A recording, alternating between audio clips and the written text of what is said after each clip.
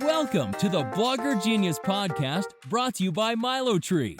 Here's your host, Jillian Leslie. Hello, my friends. Welcome back to the Blogger Genius Podcast. I'm your host, Jillian Leslie. I am a blogger and a serial entrepreneur. I build businesses online with my husband. In fact, in 2009, we started by building Catch My Party, which we have grown into the largest party idea site on the web.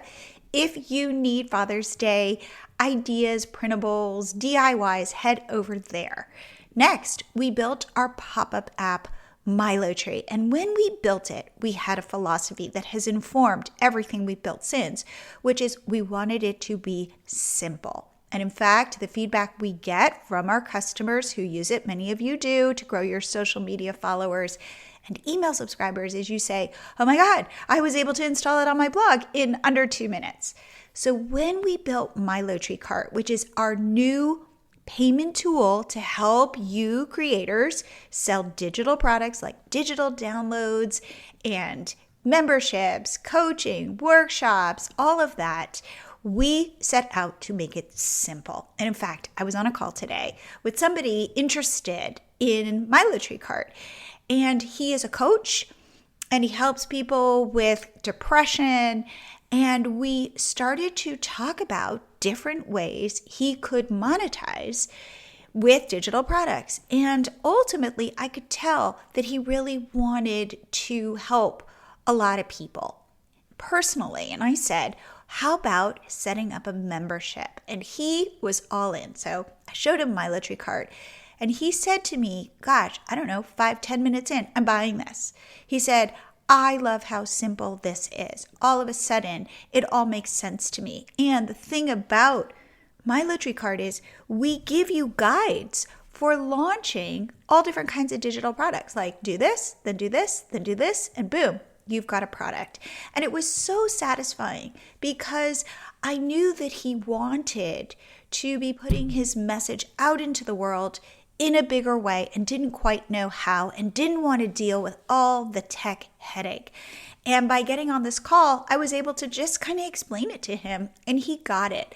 And I think we're going to talk next week so that I can just help him launch this. If this is resonating, please get on a call with me, head to milotree.com/meet, and we can talk about your business and how you can sell products and services to your people in the easiest way possible. All he kept saying is, I can't believe how simple this is. And honestly, I was so happy because he gets to go out there, make more money, and serve more people. For today's episode, I am interviewing Molly Keyser. So she is, ready for it, a digital product expert. In fact, she is on a mission to help people create more passive income with digital products so they can create more freedom in their lives. She has a really interesting story. She has grown a very successful business through digital products. And what I love about this episode is we go step by step in how to think about solving problems for your customer as they move along their journey. She also talks about how building a real revenue stream from digital products is not about you. And you know I love that. So without further delay, here is my interview with Molly Keyser. Molly, welcome to the Blogger Genius Podcast. Yay! I'm super excited to chat. You are a digital product expert, but will you share like who you are and how you got started and how you became this person who teaches people how to sell digital products?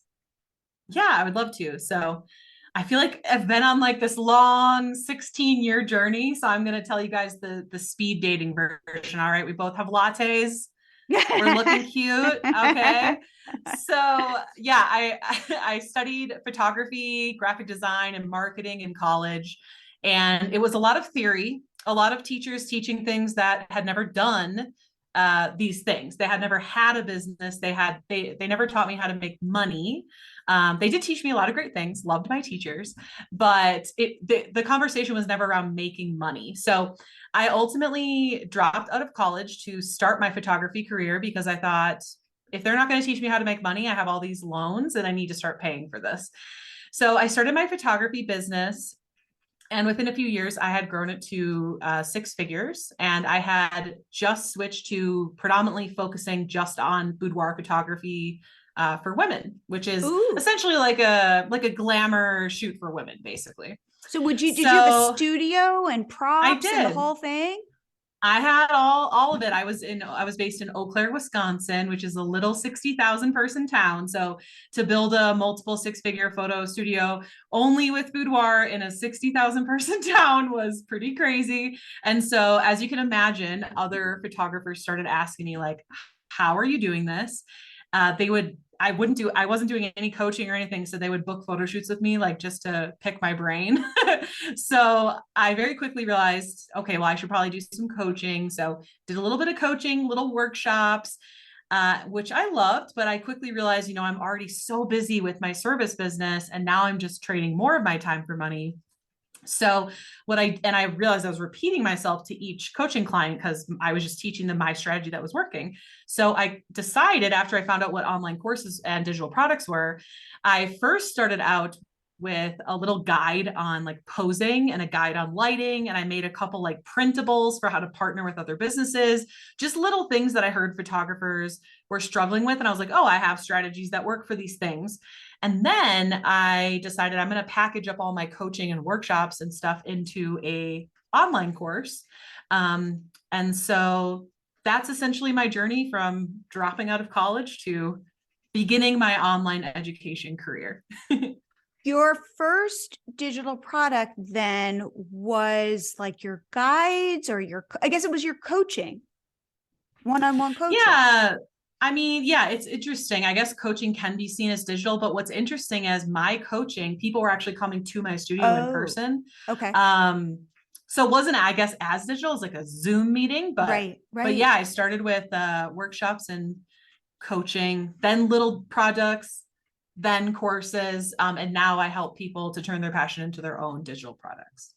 So when somebody says, I want to start creating digital products, the first question is, do they even know what that means? Like, do they say, I want to make digital products? Or do they come to you and go, I want to sell a course, or I want to sell an ebook? Like, and then how do you lead them on the path to actually find that that connection where they can actually make money?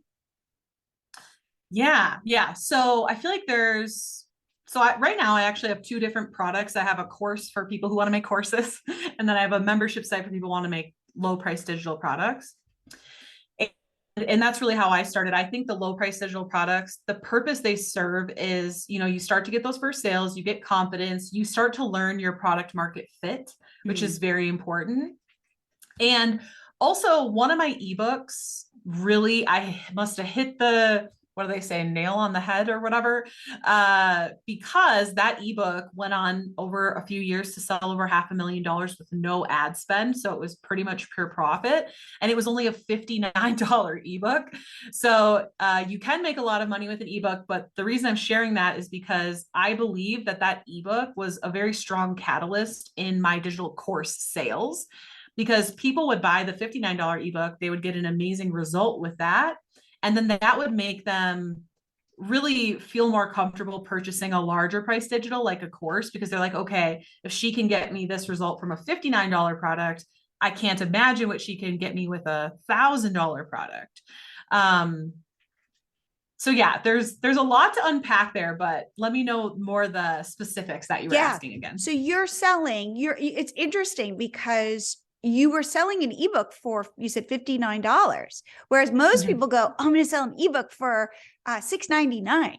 So that's, first of all, like, cool that you're like, no, there's real value here for people to purchase this. Where were you selling it to get customers? Like, how did you get it in front of people? Yeah. First, I want to talk about the pricing. I love that question. And then, yes, I will absolutely share how I'm getting in front of people, how I'm selling it. So what's interesting is, so because of my photography background, I was seeing other photography educators, and I can't think of one time I've seen an educational material for photographers. And keep in mind, I never looked on like Etsy or any of those sites. I just mean like in the world of professional photographers, I never saw anyone sell anything that low. I never even knew that people sold like $3, $6 like things on Etsy and stuff until like more recently. So I do feel like there's kind of two different worlds. I'm more in the world of like, you take your expertise and you package it and you sell it. So and as far as how to price digital products, I always look at it as what is the value that they're going to get from this thing. So for example, my $59 ebook, it was for photographers and how to book more clients. And I mean, some photographers, their average sale is maybe like $300. My average sale was $3,000.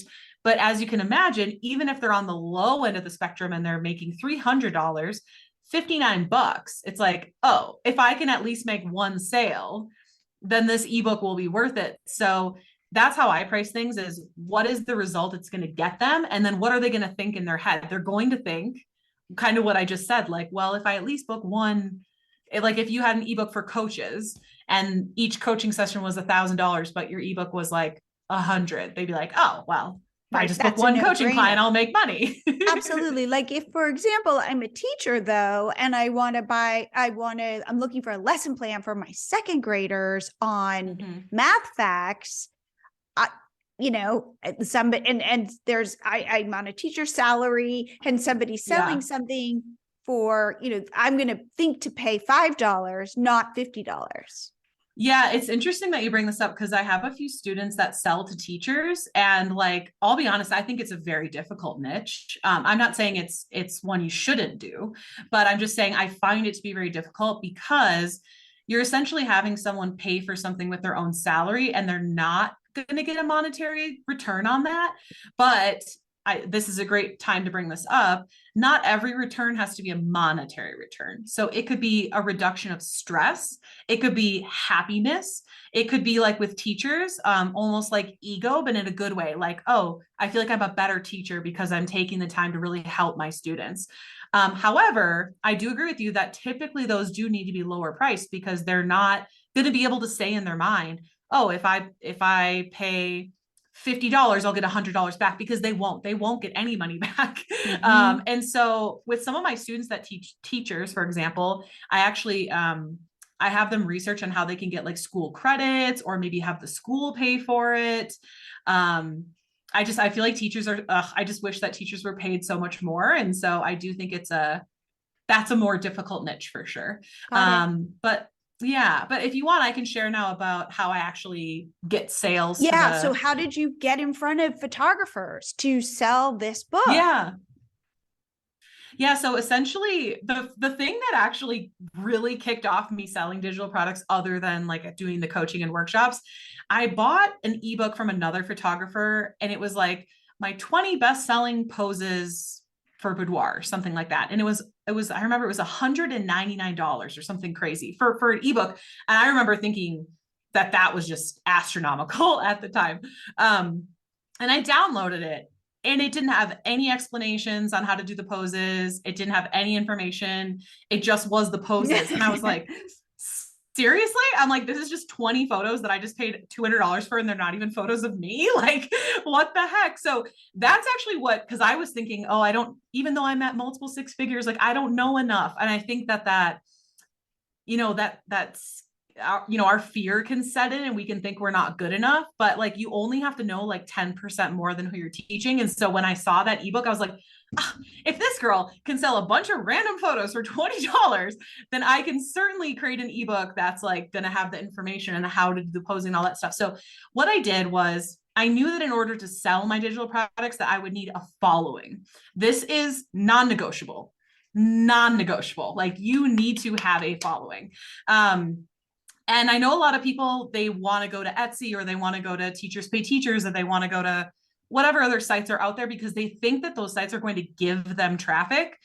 I'm here to tell you, I have yet to see this happen. Like, it's not as easy as they make it seem. You still have to rank for search engine optimization. You still have to maybe pay for ads. You still have to do a lot of different things to get seen on one of those websites. And my theory is if you're going to put that time and effort into it, put it into your own business, because you will end up making so much more money.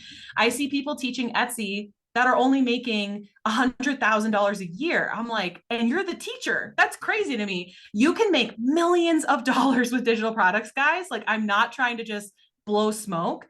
When you grow a following and you help that following solve a problem with your digital products, you literally can build a 6 and 7 figure eventually business. So what I did was I started a blog. I blogged every single week. Keep in mind, this was back in 2014. So I'm going to share what I did then and what I do now.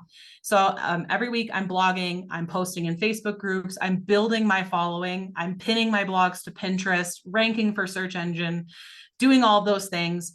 And growing my email list. I'm turning every blog viewer, every social media follower, all those people into email subscribers by giving them a free digital product in exchange for their email address. And then I would, they could go to my website and buy digital products. Funnels weren't really a thing back then. And then also I did email marketing. So very quickly, what I do today, instead of blogging, I do YouTube. Because blogging is it's just a lot different. There's no RSS feeds and things like that. But same thing, build a following, grow an email list, sell those people a digital product that solves their problem. So today you're working, if there's one platform that you are focused on, it's YouTube? YouTube, absolutely. And then I do a lot of things, but YouTube is my main long form, but I'm a guest on podcasts. I also have my VA turns my YouTube videos into blogs, and then we pin those on Pinterest. We also take the clips from my YouTube videos and put those on TikTok and Instagram. But I didn't start with everything at once. I started just focusing on one thing. And then once I had the processes for my team to repurpose, then we could start to hit the other platforms. And how many subscribers do you have currently on YouTube? Yeah. So this is interesting. First of all, I started with a Facebook group for this business. So I had over 6,000 people on my Facebook group. And I have about 20,000 people on my email list. But more recently, I decided to not focus on Facebook. I don't think Facebook is the future. Their stocks are plummeting, blah, blah, blah. So in October of 2022, I just started focusing full-time on YouTube. What's interesting, I only have 2,000 followers on YouTube. And what's interesting is I get new email subscribers every single day. Some of my videos have over 1,000 views on them, like even ones from last week. So it's a lot more about the views on the videos than the actual subscribers is what I found. Although obviously I want to grow my subscribers, but for anyone doing YouTube, the views are more important. Right. And I've heard that it's slow growing, but very powerful. Oh, for sure. It takes a while. Mm-hmm, exactly. And are you doing a video every week? Are you doing, and do you have that thing down to a science? Like your videos are, I don't know, 8 to 11 minutes long. And you've got are you optimized like crazy for YouTube? Yeah. So so a lot of people, their strategy used to be very SEO heavy, which is still important. But what I've been learning lately is what's more important. YouTube has kind of changed, and you want to now try to rank for the YouTube homepage. So I actually spend one half workday every Monday researching, planning my scripts, planning out what I want the thumbnails to look like, finding the tags, the keywords, the title, everything. And then one day a week, I film the videos. And I use a video agency called VidPros, and I think it's vidpros.com. And so for $700 a month, they do unlimited video editing, and they do all my thumbnails, my clips of my videos and everything. So I essentially just do the planning and the video recording, and then they do all the thumbnail clips, editing, and my VA is the one who schedules all the videos. But it's a lot of work. It's a lot of work. YouTube is the most work in my opinion, but it also has the highest return on investment. That's interesting. So it's worth it for you spending $700 a month to bring new people into your world. Absolutely. And the people that come from YouTube are so much more likely to purchase something. Like I have the data. I use Hyros to track all of my data, where people come from, what post, what platform. Right. The amount of people that come from YouTube that purchase is literally like astronomical compared to something like, like an Instagram post or a TikTok post or something like that. In my experience, I think every niche can be different, but yeah. That's so, I love that you've like figured this out and that you're in the details and in the data and figuring out where people are I coming love from data. and your conversions. I think that's fantastic. Let's now talk about then how you teach people to build I call it a digital product empire. So with Milo Tree Cart, that's how I think about it. And I love what you were saying, because I teach this way. When you were saying, that first sale, let's say it's an ebook or it's some sort of digital download, that's just the first rung on the ladder. Because ultimately, if you can deliver with that ebook, like you were able to do with your photography ebook, they go, oh my God, Molly's my girl. Like Molly delivers for me. I trust her. It's kind of like before we press record and you complimented my lipstick and I'm like, here's the lipstick. Like like you can trust me. This is cool. Like if you're looking for a lipstick. And so we all have friends that we trust when they tell us to do something. And by being able to sell something at a smaller price point, but deliver, we're all looking for those like shortcut people who you go, oh, right. I want to buy from you again because I know you can deliver again for me. Yeah. So yeah, you want me to touch on like the ladder of Yeah, products? let's talk about the ladder. So I want to start all the way from freebies because that's really where it starts. I think a lot of times, like back in the day, you could put up a freebie that was just a PDF with a bunch of information in it and say, hey, to get this for free, put in your name and email.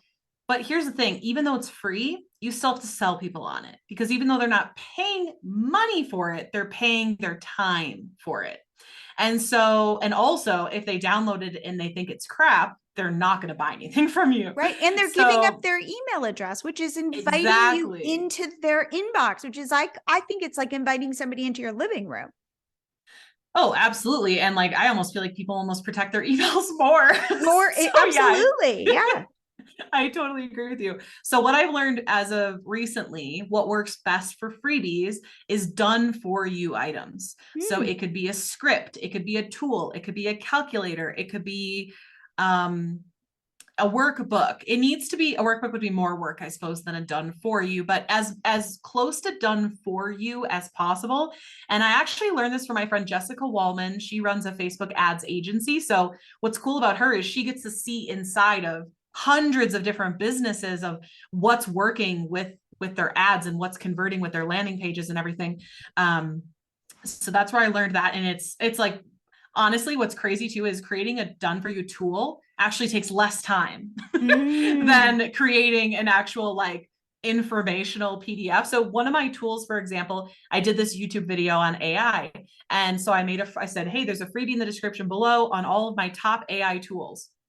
It's just a list of AI tools in a Word document. I didn't even design it or anything. People don't care. They want the actual website. And then another tool I have is just my process checklist for how to make 30 reels in one day. So people just want like done for you stuff. So that's the freebie. And by the way, if they're impressed with the freebie, they're going to be so much more likely to buy the next thing. So next, if you have some kind of low price digital product, again, like I just can't stress this enough. You can't just make a product to make a product. Like you have to actually think, who is my ideal client? What is a painful problem they have? Not a nice to have, not a want, a painful problem. And can you do a nice to have? Can you do a want? Sure. Is it going to be a lot harder to sell? Yes. So I always get this question. It's like, you can do whatever you want. It's your business, but I'm just telling you what's going to sell the easiest. And so again, with my ebook, it's like, what do service businesses need? More clients. Like, I don't think there's any service-based business on the planet that doesn't want more clients. And so it's like, what's my ebook going to help them get? More clients. And by the way, my ebook, that the $500,000, it was only 13 pages, including cover and back. So wow. Like 11 pages. And it wasn't like hardly any written. It was scripts, screenshots, templates, everything they needed to actually go and start posting to get these bookings. So then once you have some kind of a product that actually gets people results, is no matter what type of product you created, whether it's a template or a guide or an ebook or a challenge or a course, no matter what it is, the first product you create, even though it's going to get them a result, it's always going to create the next problem. Once you solve one problem, there's always going to be the next problem. And that's what your next product should be. So with my ebook and my course on how to book more clients, their next problem was like, oh my gosh, like, how do I balance all these clients? How do I grow a team? How do I, how do I scale? How do you run the actual processes of your business, and how do you organize and all of those things? So yeah, that's pretty much the whole gambit. And I do want to tell one little story with my photo education business. I had a mentor, and you're going to laugh because I was stuck at about $400,000 to $600,000 a year. And I know a lot of you guys are like, that's amazing. I would love to be stuck at that much, but I like to grow. It's fun. And I wanted to see how much I wanted to be, honestly, a woman in business making over $1 million a year. I think there needs to be more women like that. And I asked my mentor, I was like, I cannot get past this level. And he said, well, how many products do you have? And at the time, you could get ready to gasp, I had over 100 different digital products. Wow. Like printables, ebooks, that's like, I've done it all. And he's like, if you just go all in on like the one or two that make the most sales, you'll probably scale your business way bigger. So I actually retired all my products except for the ebook that was crushing it. And I took all of that and I made one roadmap course, and we went $0 to $2 million a year in 2 years by being able to scale that product. So there's something to be said about trying things and seeing what works. And then there's something to be said about focusing in on what works and scaling it. I want to take a short break to say that if you are thinking about digital products, but you don't know where to start, go take my quiz. Head to milotree.com/quiz. And based on the personality questions that I ask, it will tell you whether you should start with a digital download, a paid workshop, or coaching. Plus, it includes the 6 purchasing buckets. So if you want those right in front of you, definitely get this PDF. Head again to milotree.com/quiz. And now back to the show. Couple things that I'm hearing you say. One is, it's not about throwing things at the wall and hoping they stick. It's about thinking the process through of your customer's journey and so that the freebie ties into the low ticket item, which then ties into the higher priced item and maybe even the item after that.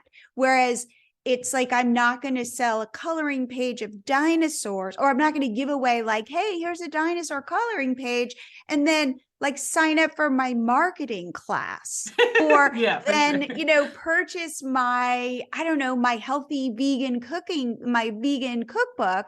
It's like, whoa, just because I might, let's say I do kids activities and I'm a vegan and I like helping people with marketing. And then I put them out there and I go, you choose your own adventure. No, your job is to be that cruise director or that person who's kind of leading somebody on this path of success. So that's the first thing. So you have to take some time to figure out what these steps are that make sense from the perspective of the customer. And I think that a lot of people I talk to, like you were saying, they have an idea of a product. They don't even know if it's going to sell. Like, they're just like, yeah, I want to make this. And it's like, no, let's take a step back. First of all, see if it's something people want. That, I talk about these 6 purchasing buckets, what you were talking about, something that either makes people money, saves people time, moves them toward happiness, moves them away from pain, or raises their social status. And if you can kind of even do multiple, touch on multiple buckets, you're onto something. And I think that moves you from a nice to have to a, oh my God, I must have this because I'm in pain and I want to get out of pain. Exactly. But it's like, you've got to take that time to really think through that ladder and make it make sense. And I think that's where people fall down. Yeah, I think the most important thing is also everything you just said. First of all, agree. And really thinking about who's the person that you're serving, because I do agree with you. I think a lot of times, creating digital products can be really fun, right? And so I think a lot of people are just like, I want to create a digital product. But the thing that's hard to hear is it's not about you, at all. Like at all. And like, if you make your business and your digital products about you, especially in the beginning, no one's going to care. And I know that's hard to hear, but it's just the truth. Once you have a big following and people adore you, then it can be more about you. But in the beginning, especially, people want to know, how are you going to help them? And so, like you said, you need to have a niche and you need to know, what world are you in? But most importantly, picture who exactly are you helping? And for me, it really helped. Once I did the coaching and workshops, it helped for me to think of, okay, who is my favorite client? And then anytime I would create a product, I would literally just think about that person. I literally would create everything with like that one person in mind.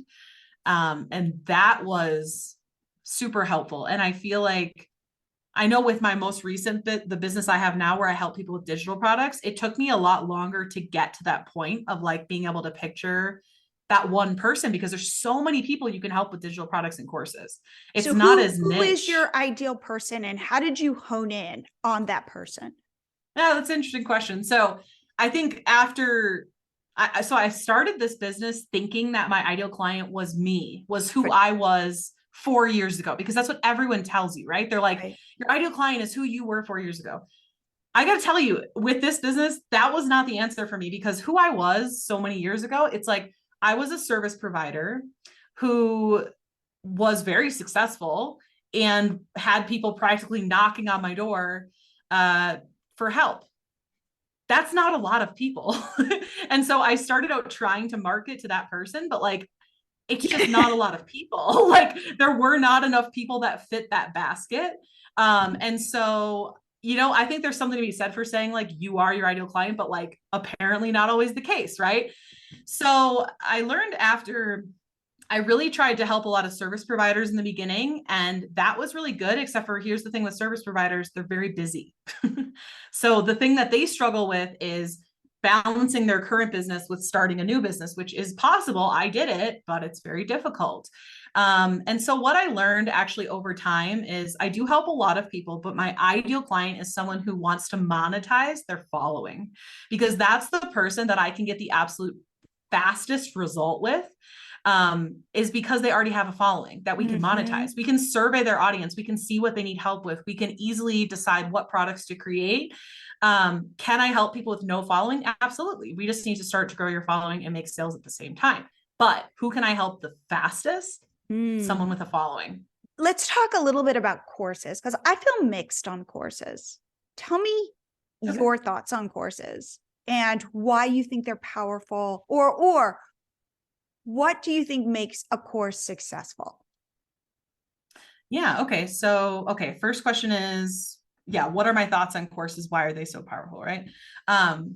Okay. So like I said, first I started with lower price digital products. And then I went into courses, and courses, ever since I started them, they've made up about 80% of my business's revenue. And the reason simply is because you can charge more for them. So, in order to make so much money with a $59 ebook, you'd have to sell a lot more, obviously, than a $1,000 course. Like, right.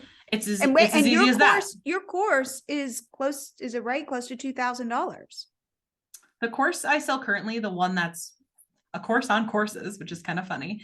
It's $1,997, but we sell it on sale for $997. Got it. So talk to me then about why courses can be so powerful and so lucrative. So one is you can charge more. Yeah. And I do want to preface that with like, you can't just take like, this is going to sound harsh, but you can't take a bad idea and put it into a course and then charge. it'll make money. Right. It's not about the course. It has to actually be something that fits into a course, because a lot of people ask me like, well, what digital makes the most money, or how do I know what digital to go with? Think about what problem you're solving and what is the best and how you're going to teach that. And then what's the best way to deliver that? You know what I'm saying? So like, if the best way to deliver it is an ebook, but you're like, I want to put it in a course so I can charge more, it doesn't really work that way. Like it would have to, the result needs to actually match the price.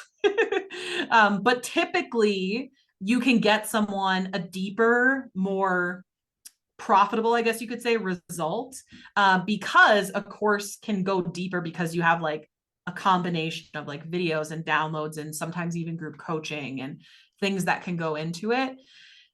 So yeah, for me, courses, the reason I like them so much is because instead of just having like an ebook with one marketing strategy, I can teach an entire course on my whole marketing strategy for my entire business for photographers. Like it can be all of my strategies versus just like a one-off kind of a thing. And then I can charge a lot more for that. Something that I really like doing recently with courses is I like to use courses to get people into my, I like to enroll them in my course, get them that result. And then I like to have a back-end membership. So a lot of people, they'll say like, oh, the course is lifetime access, which is fine. But you want to be careful with that. You don't include coaching. That's lifetime access, because now you're on the hook to coach these people forever. And $1,000 over 5 years is not a lot of money. So what I do is I say it's, XYZ to join my course. And then you get 30 days coaching for free. And then it's so much per month after that. So when they join, we have a form they fill out. And I believe MiloTree does this. You can put in your information. And then after the 30 days of free, it'll start charging them monthly unless they cancel. So. Got it. Okay. So you've got a membership on top of that. I would say that I feel mixed on courses because Tell me. I will tell you a couple things. One, most people, including me, don't finish courses. Now, I like that you've got this whole kind of back end thing of like, hey, I'm kind of holding you accountable because there's coaching and there's a program on the other side. I find in terms of courses that I've purchased, I start them, let's say, and maybe I get, if it's a good course, maybe I get 50% through it. But I've read and heard that like most people do not finish courses. And sometimes it's left a bad taste in my mouth when I go, and you know what it does? It feels like work, and I feel bad about myself. Like, gosh, I spent all this money on this course and I haven't done it yet. And then I feel like bad, and then I don't want to do it because I feel bad. And so it kind of sets up this weird feedback loop. So that's like, just in terms of, that's my vibe. And I've heard other people, of course, say this. So I say, make sure that when you want to build a course, that you know that people are going to want to buy it, and like that it needs a little more preparation and research and recognize, like seeing if there is product market fit before you go spend. And I guess that's my second point. I think people can spend so much time creating their course, having no idea if it's going to sell, because you weirdly feel like you're working on your business. Mm-hmm. So you come back in 6 months and you're like, okay, I got it. Yay. And I had already talked to people and they really wanted to buy it. And then you go back to those people and they're like, yeah, no, not that much. Mm-hmm. So those are kind of my thoughts. And 3, we live in this weird TikTok world where we want our information now in 15 seconds with like, just kind of graphics on a TikTok, and like feel like our attention spans are shorter. And so it's like, oh, you really want me to sit through 30 lessons, even if they're 7 minutes each? Like, oh, that's a big ask, where I could be on TikTok. Now, I'm not saying learning the same amount as the course, but I feel like we're kind of like weirdly now programmed to consume our content that way. So what are your thoughts about these things? So one, people typically on average do not finish courses. Two, if you're making a course, you can kind of get kind of distracted or get hijacked in terms of time. And three, just this idea that we want our content really quickly. Yeah. Okay. Took notes. Oh, good. So I have so much to say about this. So first of all, I Googled it while you were talking, and 15% of people finish courses. So here's the thing though. What percentage finish ebooks? I'm going to guess probably honestly about the same amount. Maybe it's 20%. You know what I'm saying? So I think bottom line, whether you're a teacher or an online educator or whatever, you're never going to help 100% of people. Like you have to get over that. It's not going to happen. What you can do though, is you can create really good products that help people, and you can do your best to sell them in, because selling is serving. And when you sell them in, now they're closer to achieving that thing. Another thing you can do is make sure your course is actually good, actually fun. Make it like my videos in my course, Profitable Courses, are 5 minutes or less. 5 minutes or less. And I paid thousands of dollars. You don't have to do this. This is my like 5th round of this course, but I paid thousands of dollars to editors to edit them like YouTube videos. So very short, quick, like almost TikTok style edits to hold people's attention. The other thing you can do is charge a lot.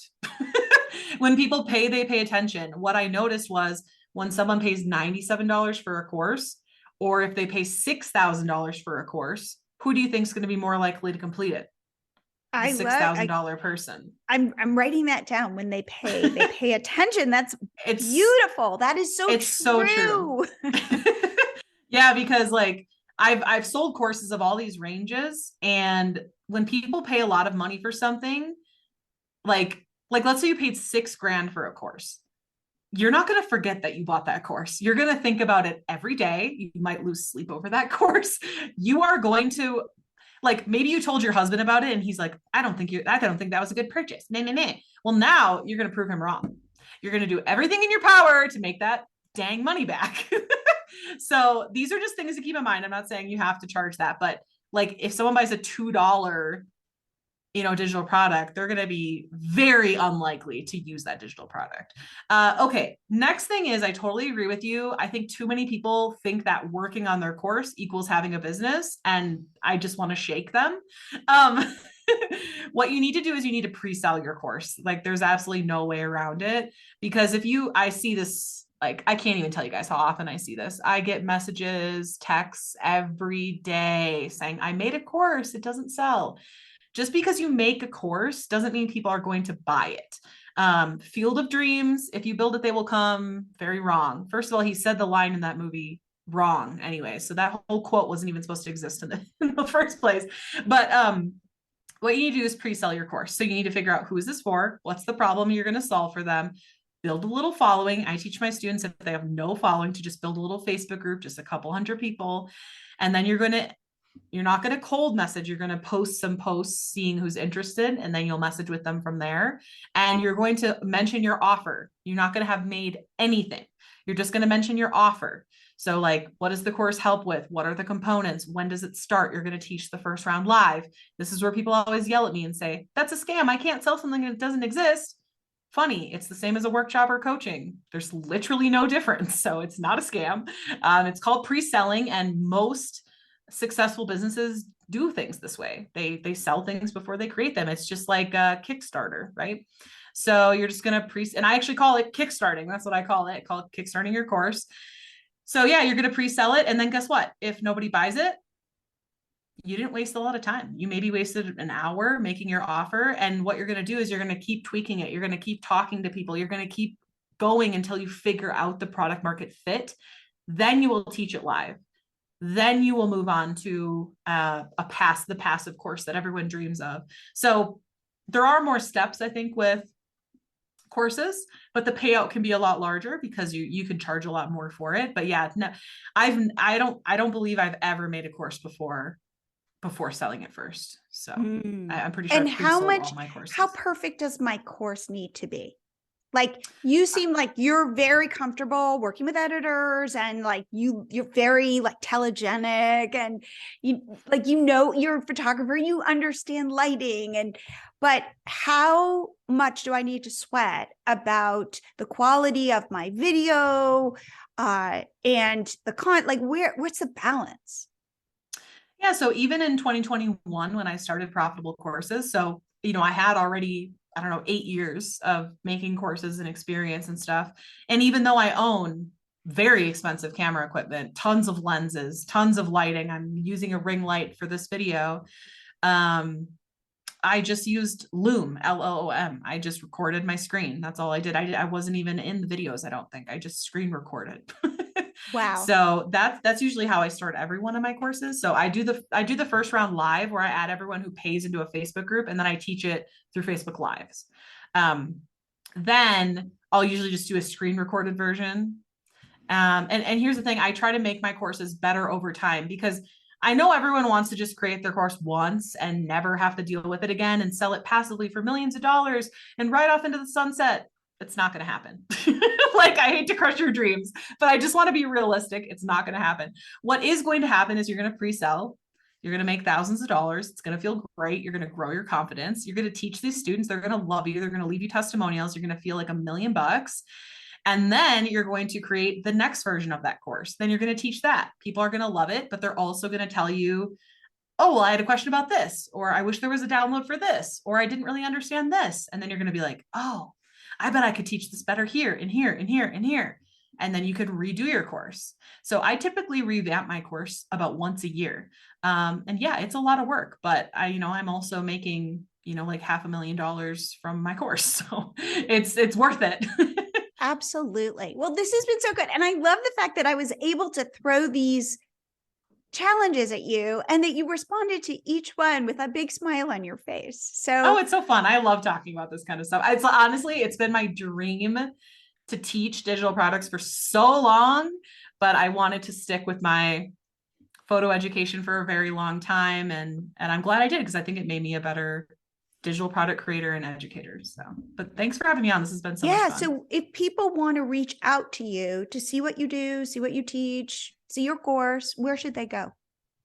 Yeah, I would like you to check out freedomcreator.co. So that's my website, and I have lots of free goodies on there for you. So I have like a little freebie about AI. I have a freebie about Instagram Reels. I have a free funnel and a free ebook template for Canva.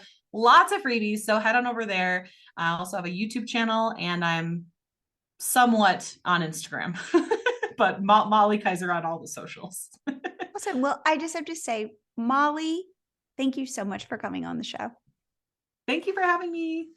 I hope you guys like this episode. I love Molly's energy, her willingness to share, and her willingness to really give people actionable tips. What I thought was so interesting was how she thinks about courses, how she thinks about charging for courses, and how she thinks about courses as a way to get people into her funnel so that then she can upsell them with a membership. And in fact, this is something that I'll be talking a lot about, which are upsells. How do you send people on journeys and get them to spend more money? So with my Low-Tree Cart, we just rolled out the ability for upsells, and I'm very excited about it, and people are starting to use it. If this sounds interesting to you, again, get on a call with me. Go to mylowtree.com/meet because I would love to meet you. And if you want the digital product quiz, go to mylowtree.com/quiz. And I will see you here again next week.